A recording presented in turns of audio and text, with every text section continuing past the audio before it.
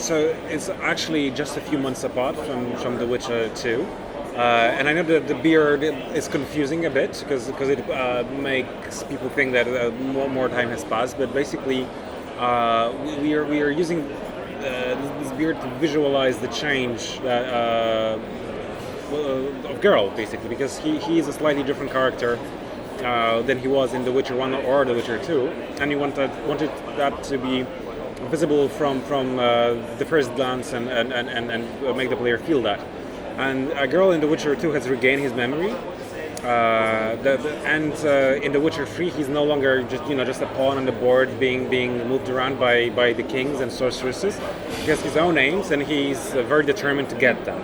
And so this is just a visual symbol of the change that he has gone through because of what happened in The Witcher 2 and him regaining his memory. Okay, so yeah, he already was, but he's a much darker character than. Yeah, I think he basically takes absolutely no bullshit at this point, and he's really set on getting what he wants.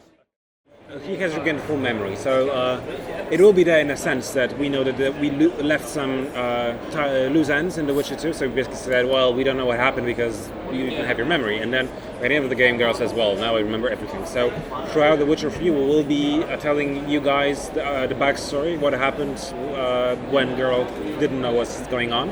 And that's one of the interesting aspects of the story. That this will help you to get a full picture of what happened throughout the trilogy. Yeah, and that's his memory coming back is one of the reasons why he's going after the Wild Hunt again. Yeah. Okay, so the thing with The Witcher 3 is that it will be available on PCs, PlayStation 4, and Xbox One. And of course, The Witcher 2 was not available to PS4 and was still chiefly a PC game. So we will definitely make those players who have their saves on their hard disk feel that their choices made a difference. Okay. So if somebody died in your playthrough, he's going to be dead. And if something did happen, then we are not pretending that it didn't.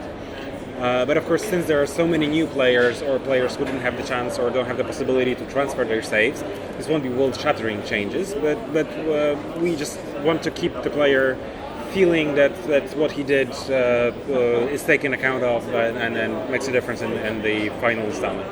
Open world is a challenge in itself, and then combining it with a narrative that we want to or a story we wanted to tell. So a rich one, a deep one, a non-linear one is of course a challenge.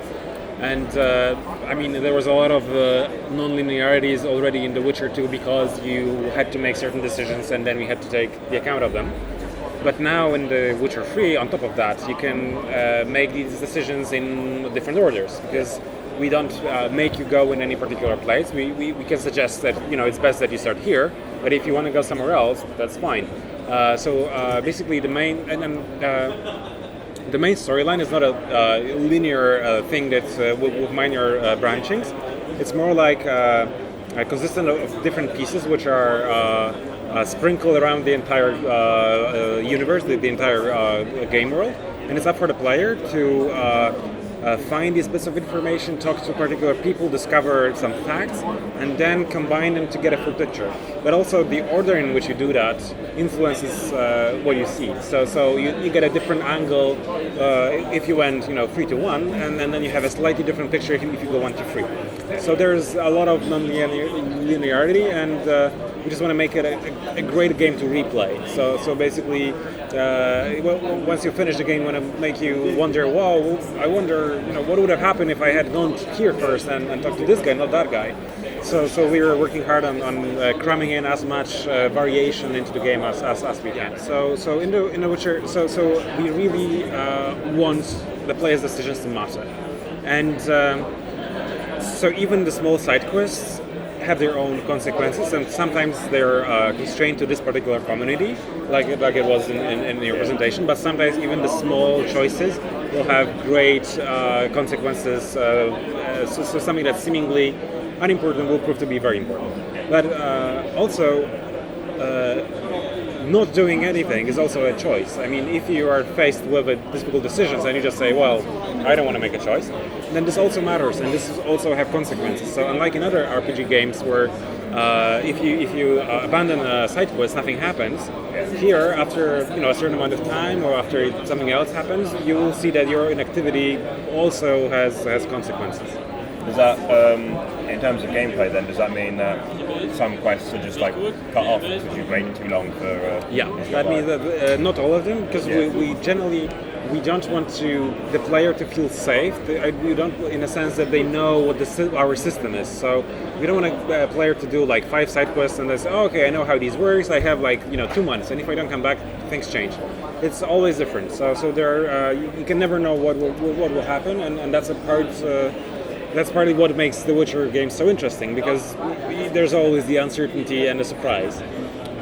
But yeah, the side quests will have consequences, and that's something that we're sticking to very strongly as well. So what you do has an effect on the economy. So obviously, if there were monsters in the forest and they were eating all the merchants, then things are expensive. And if you get rid of them, suddenly there are more goods available and at a better price.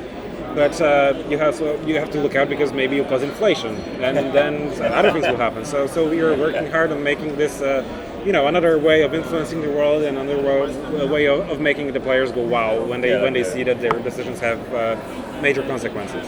There will be, I can't give you specific names, but there will be characters from both The Witcher 1, The Witcher 2, and the books. So there will be a lot of recurring people, and they'll have their own stories to tell, and their own side quests and story arcs. We'll have a lot of NPCs, and also some of them can be your companions for a short period of time. So basically, we wanted to avoid a situation in which you have an NPC which goes around you no matter what you do.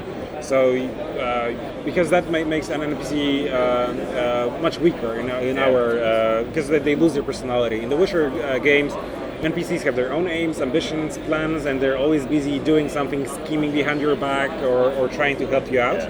And we just don't want them to tag along, no matter whether you just ride your horse or climb a mountain. So if your interests collide and there's a moment where you can cooperate with them to achieve a common aim, then they will be happy to help you.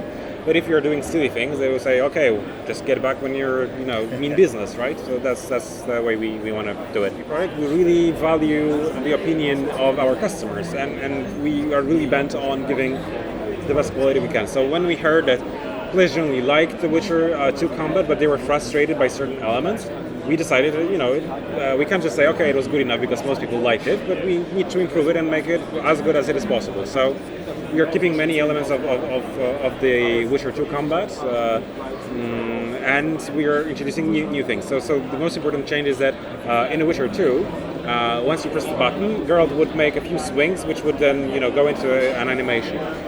In The Witcher 3, one button strike means one strike in the game, and it's up to you how you want to combine them. So for example, you can rush into the combat and smash the buttons, and then Geralt will weave a combo on his own. So one strike goes smoothly into another. So in The Witcher 2, we had about 20 fighting animations. Now we have 94 at least. So there's a lot of possibilities.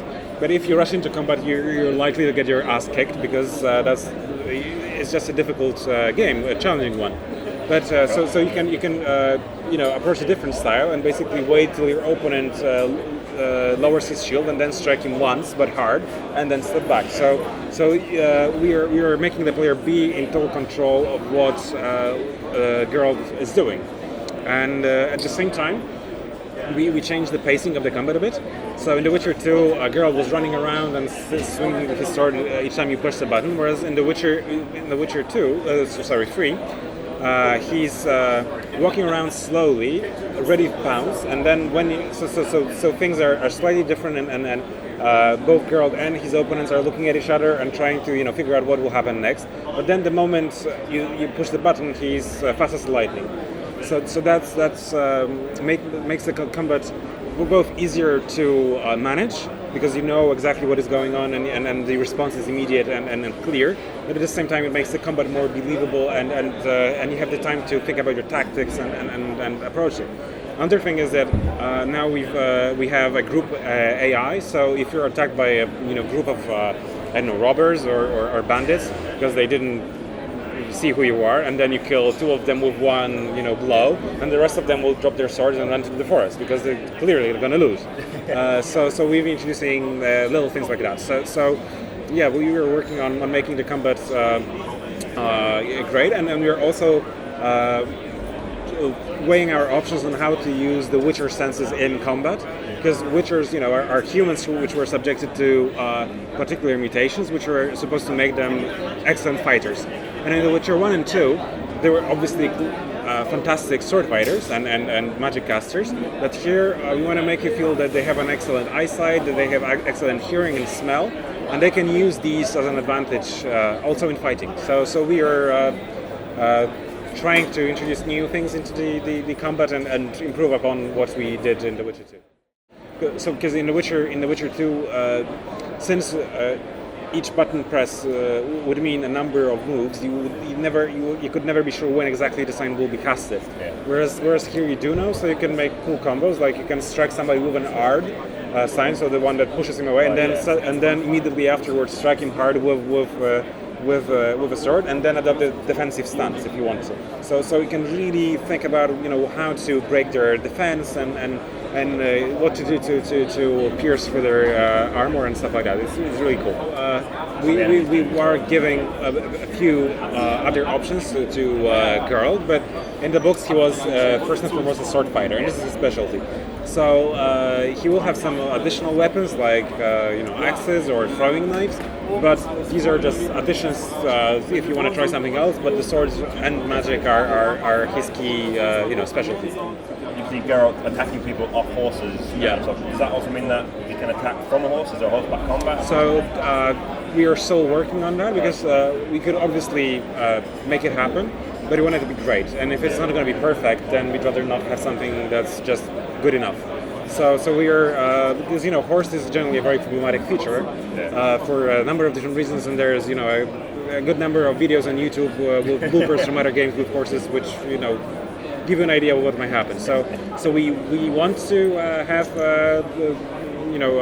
fighting on horse. We have working prototypes, but we will see what happens, because we just want to make sure that this is either perfect or not. Yeah. Both. We always wanted to give you as rich a story as possible, and we felt a bit confined in The Witcher 2, because our location on the world was beautiful, but there were walls and tunnels. You could feel that this is you can't go wherever. There are different paths, but there are paths. So we really wanted to do that, and then and then a number of factors made that possible. Well, we grew as a studio because our games were successful, so we're able to do more and more. And then new technologies come in, so we have now a new platform, so we can. So, for example, we didn't want to make a huge world which would be ugly. Our games are pretty, and we want them to stay pretty. And now with new consoles, we can make huge world which look amazing, and this is something that we're aiming to achieve. As you say, obviously the studio has grown as a whole. Did you imagine that the original Witcher would be as successful as it was? Well, I'm not with the team from the very beginning, right. So but I can tell that it was a very nice surprise that we get so much recognition, so much support from our fans and the press. So this has whetted our appetite, and we hope that The Witcher 3 will be really something. So this is obviously a step of the future, but for now we can say that this will be the final installment of the story of Geralt of Rivia, because we think at CD Projekt that even if something is successful and cool, you can't prolong it to infinity, because it basically becomes tiring, and it's better to know when to shut the door than to just bore your fans to death. So this is the last installment about Geralt, but we are not saying that there won't be more games in the Witcher universe, because it's a really cool world with a lot of potential, a lot of interesting NPCs out in Geralt. And a lot of places that we haven't shown yet and we would like to show. So and also we are using different media to show this world and make players learn more about it, like the board game we are working on right now at the same time. So you'll definitely hear more about the Witcher world in this way or another, but probably not about. We want to the other franchises to be supplementing what we're telling in the main storyline. So if you play the board game, you'll learn something about NPCs you meet in the game, their history, motivation, what they do. So these are not just little money makers, but we are really trying to tell you a story with this and help you enjoy the games more after having played these. Yeah. What type of what game is it? In terms of 2014. okay. So it will be not only a physical board game, but also digital version. but it will be an iPad game as well. Will The Witcher 2 ever hit a PlayStation format? Well, it's not for me to say. It's basically the decisions are taken high up. I would very much hope so, but because it's probably going to hit PS3 now. Yeah, but, we play down the line. Can't say. Right. Yeah. When won't we hear more about Cyberpunk 2077? Because the trailer said it's going to be ready when it's ready, and that's the message. I hope our friends from the Witcher, from the Cyberpunk team, will tell you something more in near future, because we got a sneak peek at what you're doing, and it's absolutely fantastic. So I hope it will be soon, but I can't promise you anything. Yeah, well, thank you very much. Okay, yeah, thank you as well.